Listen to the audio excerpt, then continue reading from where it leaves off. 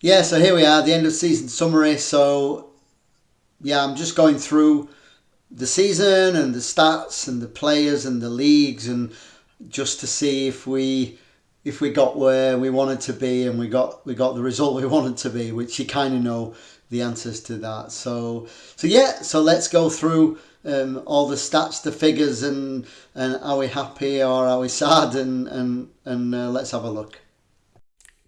So yeah, Bradford City end of season review. Yeah, Jamie Walker's saying goodbye. Morton will be saying goodbye. They've done us proud. New arrivals. Yeah, there's a few new arrivals. As I say, it was a busy season in the transfer market, and safe to say there's some good business done in bringing some key new signings. I would say number one is Sonogo. And yeah, we all know he had a fantastic 29-year-old rangy striker. Yeah, he certainly scored a few headed goals. A few of these guys, Hendry did great. That was not me who got him, I don't think. Conor McLaughlin, that was my signing. He did fantastic, and the ratings were good for him. Um, Alex Bass, the keeper, did brilliant. Not my signing. Andy Cook, not my signing. Jamie Walker, yeah, he did. He had a solid season. Tyler Morton down there, but yeah, he's steady away, very solid. Played most games. Says here the board are very pleased with the deal to sign Yaya Sonogo. This is mainly due to getting such a good player without costing the club any money. Well, thank you very much. I should think so too. Yeah, 26 goals, 35 games. Well, starts anyway. So yeah, 100 points in the season. 100 points. Goal difference 52. Win rate 30 wins. Amazing. So final position first. Average home attendance 15,000. As I've been saying more than one occasion, this is not a League Two team. 15,000, which I'll go more into the stats as far as how it compares with the other teams. Yeah, so we deserve to be up there. Competition results, I guess. Which was my favourite game? Well, the best game. I mean, obviously, where are we? We go right down here. There we go. Mansfield 8-0. I mean, yeah, we can kind of discount that. It was an amazing team performance against a team that, as you see there, Mansfield came second. They came second in the league, and we battered them 8-0. So that's by far the best game. Apart from that, let's have a look. I think we played Port Vale at some point. Where was that one? It's about 5-2, I think. Oh, there we go. Yeah, because it was away. Yeah, I think this was up there. I think because we're away, and the team played magnificent. It was an exciting game. They scored a couple. That was one of my favourite. And also, if I'm honest, I'll just nip across there. The FA Cup. Um, yeah, we played really well there. The Sheffield Wednesday game was really key for me because it was really early on in the season, and we played the team in the division above, and we played away and we beat them 2-0. So yeah, that's definitely up there. Definitely up there. What's my worst game? Well, I guess both Forest Green games. The first one was more of a fluke when they had two ridiculous free kicks, but the second game when we were winning and they just came back and beat us. So that one, the 3-2, which yeah, there we go. We were 2-0 up, and they went second half, 78 minutes, 86 and 89th minute. Yeah, I think that's got to be the one that gives me nightmares, I think. If you just have a look here, Forest Green sneaked it into 7th place. So, yeah, there's a chance that they're going to be there. I think in the last game of the season, I think Crawley, who kept finishing 8th, were 3-1 up against somebody. And then they lost 2 goals in the second half. And so it seems almost fated that Forest Green are going to go up. So like I say, FA Cup, we did great. We ended up playing Newcastle and getting beat, which we kind of expected, but we got a nice payday. Carabao Cup, we did fantastic there. Unfortunately, we got beat by Barnsley on penalties, but we did great. Papa John's, we should have done better with that. I think another penalties one, but again, we weren't overly bothered about that one. So yeah, it's fine. So it's all about the league, 100 points. So we're happy with that. Moments to remember. I didn't know this, but they just picked out the 2 games I mentioned. Obviously, the 8-1. Anybody who doesn't know anything about football would pick that one out, 8-0. But yeah, they also picked out the Port Vale game. Maybe because same as what I said. It was, we won, we were away, and it was exciting. And goal of the season, Pereira. I think we scored a few goals of the season. But yeah. Finances, interesting. Success definitely helped the club's finances. Well, yeah, I think that was mainly due to the 1 game against Newcastle. Reputation's the same. No new sponsorship, which may change. Obviously, it says it's gone up. Merchandise. The following shirts sold well. Sinogo number 1. Yeah, well, all the young kids like a striker. So, yeah. Watty, Cook, and the other Cook. Wow, he didn't play that many games. Yeah, they must like him. Gilead, who played well as well. And how I lined up. Was that pretty much... Well, yeah, I think that was mostly my team. But if you look at one glaring somebody missing here is Morton. He played most of the games, and Cousin Dawson was injured a lot of the first half of the season, and he's not even in this first team. I'd probably play Cousin Dawson in the centre half, but Hendry played well there, so I guess all they're doing here is going by the ratings. And I think Morton's rating was dead on 7. So looking at these are the players that kind of it just sneaked him, just pipped him to the team really. And Cousin Dawson, I said he is going to be one of the guys we're going to be keeping with us. And he had a great season when he played. And luckily he didn't turn into sick note because he played most of the second half. So. And yeah, we tended to play with this formation. I do like this formation. Keeps us solid. And as long as you've got this striker up front, which hopefully Sinogo will be with us next season, then we should be fine with that formation. Accolades. So the hard work and effort paid off on the pitch, and such a feat didn't go unrewarded at the end of the season award ceremony. Manager awards. Does that mean I won Manager of the Season? So League 2, Manager of the Month. So I won 3 Managers of the Month. Club Awards.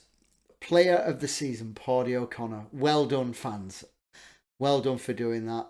Yeah, he was for me. I know Sinogo was a striker, but they get paid for that. But Paudie was just a rock. He's fantastic. Young player, Paudie. I think you just sneak into young player when you're 24. Signing of the season, Sinogo. Yeah, of course he was. Goal of the season, Pereira.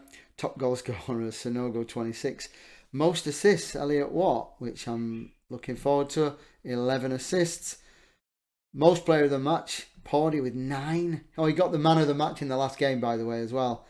And average rating, Paudie, 7.5. Most passes completed per 90 minutes. Songo, 73. Okay. Well, he got injured near the end, so I think he's probably going to be going. Record breakers, most assists 11, clean sheets 31. Wow, that's incredible.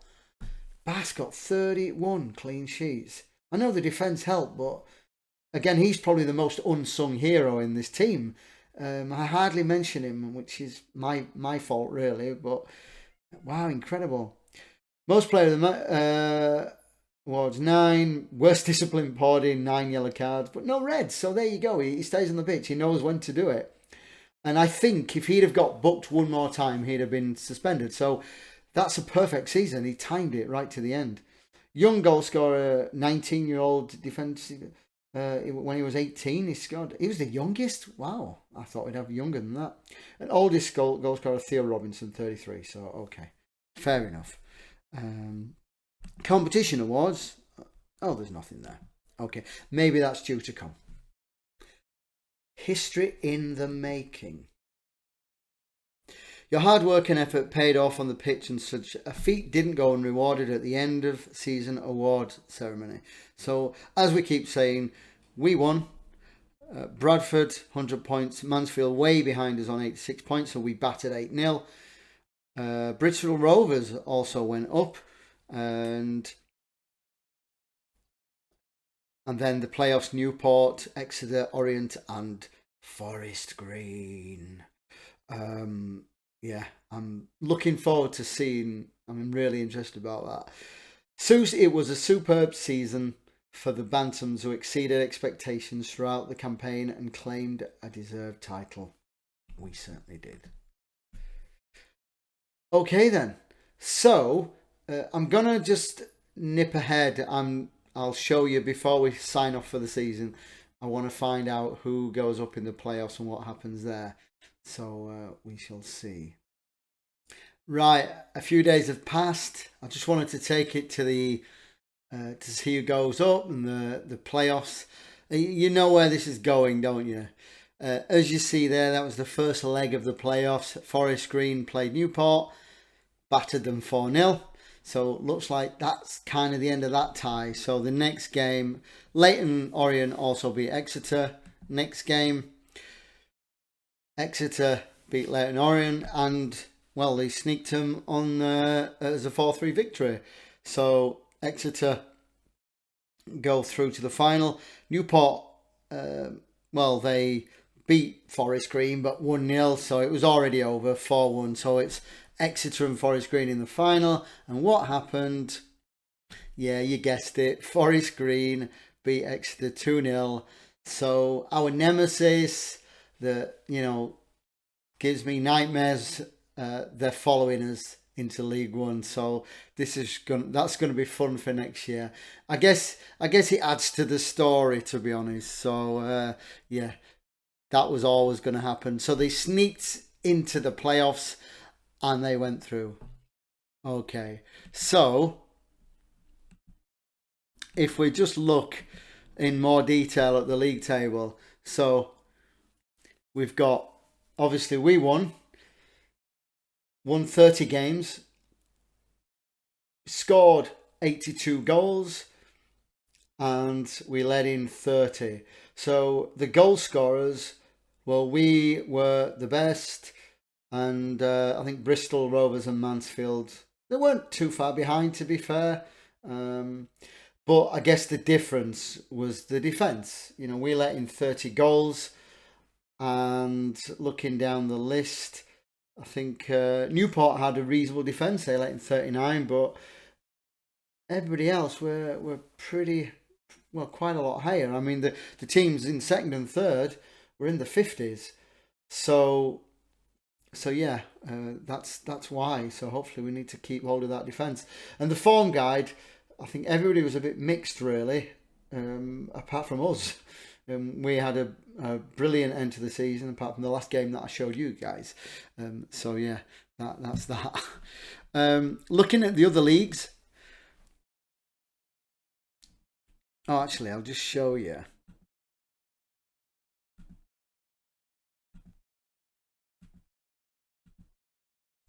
Yeah, so Scunthorpe, and Oldham got relegated, unfortunately, quite comfortably by the looks of it. So yeah, Scunthorpe, Oldham are gone down to non-league.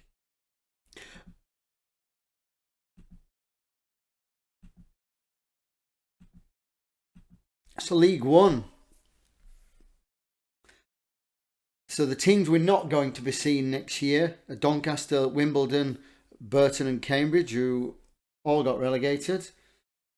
And the teams we're also not going to be seeing next year who got promoted, Sunderland, who they're going up to the Championship, with Rotherham and Portsmouth through the playoffs. So a couple of big teams there going up. Sheffield Wednesday, who we beat in one of our first games, they came 7th. So hopefully that's an indicator. We beat them comfortably and they came 7th in League One. So I'm still confident. And again, looking at this, there's some big teams there we'll be playing next year.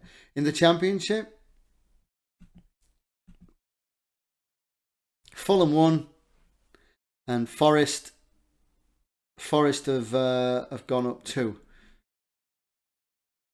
And looking at the playoffs, it's between Bournemouth or Bristol. And then going down, who will be playing us next year in League One, are Luton, Reading and Derby. Yeah, some big teams there. Wowza. I presume Derby was some of that will have been 21 points. So obviously, if Derby have not lost those 21 points, they've been comfortably safe, but they're not. So they're going to be a tough proposition next year. And in the Premier League, well, relegated Watford, Wolves and Norwich, and the champions were Man City. Not by much, only a couple of points, 2 points. Liverpool 2nd, Man United 3rd, Everton 4th, and they're the Champions League. And then Chelsea, Arsenal and Newcastle. Is that all the money kicking in? And way down, yeah, Tottenham were mid-table. So yeah, not that really makes much of a difference to us, because we're not going to have much to do with them unless we draw one of them in the cup. So that was that. So yeah, looking back to our league, and we'll just look at the player stats for the season. So Sonogo, 25 goals. He got the most goals by 3, so that's fantastic. Jamie Walker also gets 17, so he was on the list. He was 8th in the list with 17. So we're saying bye to him, and he was a good player for us. Assists. I always look at these stats to maybe see who's worth going into sign for next year if they can manage in the league above. Elliot Watt got 10 assists, which was great, so he played well for us. Clean sheets, 26 in the league, which was comfortably more than the second place for Alex Bass, so brilliant. Fewest conceded.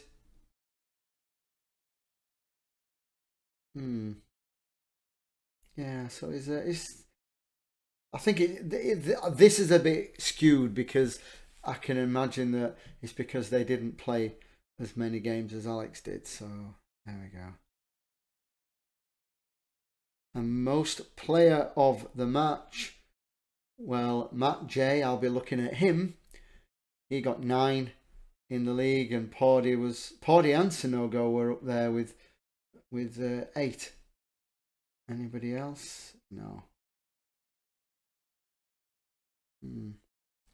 Yeah, so that's that. So obviously, as expected, we did pretty well in the stats for that.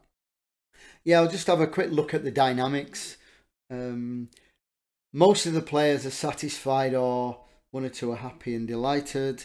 I'm a little bit concerned with a couple of the guys being alienated, with Alex Bass, Matty Daly, Jamie Walker, he's going anyway, Dion Pereira.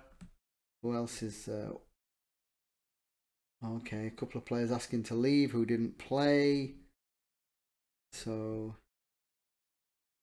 yeah, these things will get ironed out. Mostly it's okay. We'll get these ironed out for next year. Hierarchy.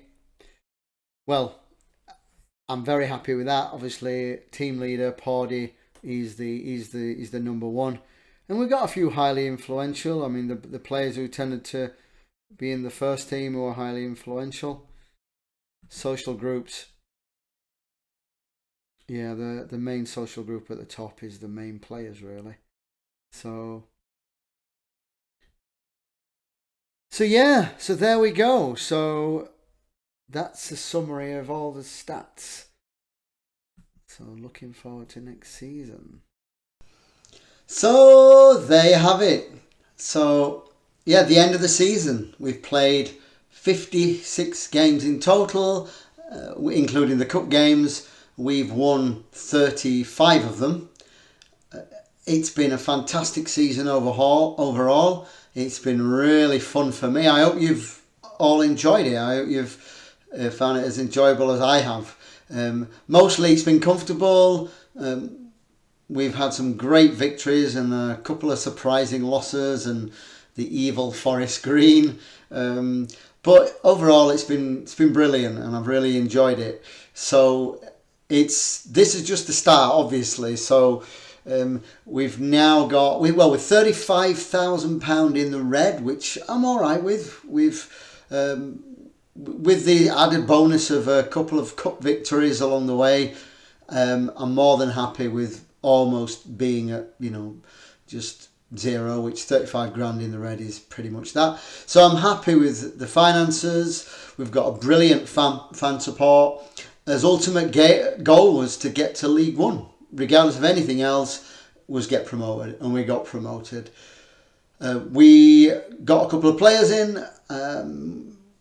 Sonogo is a big bonus because he was way better than I expected. If we hadn't have signed him, if I'm honest, I still think we'd have gone up. I still think Andy Cook would have taken us there. But we just made it more comfortable, and Sonogo did that, and he hopefully will be good enough next season. But as I've called this on the video, it's Bradford City rebuild, and when you're going up the divisions, it has to be a rebuild. And as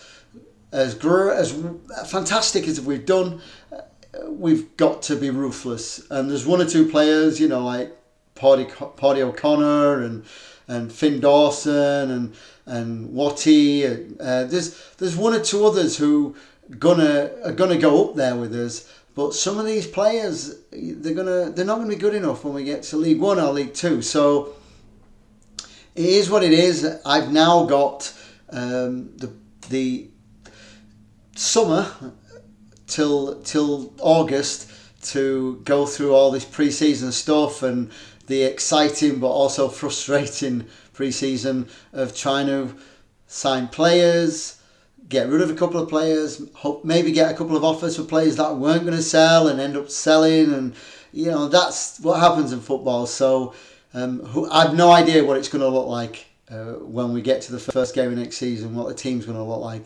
But I'm excited, and this is how it goes. I'm not expecting a lot of transfer money next year. I think the wages are going to be all right. I'm comfortable with that. We're probably still going to be doing it with not much money and hoping for another cup run.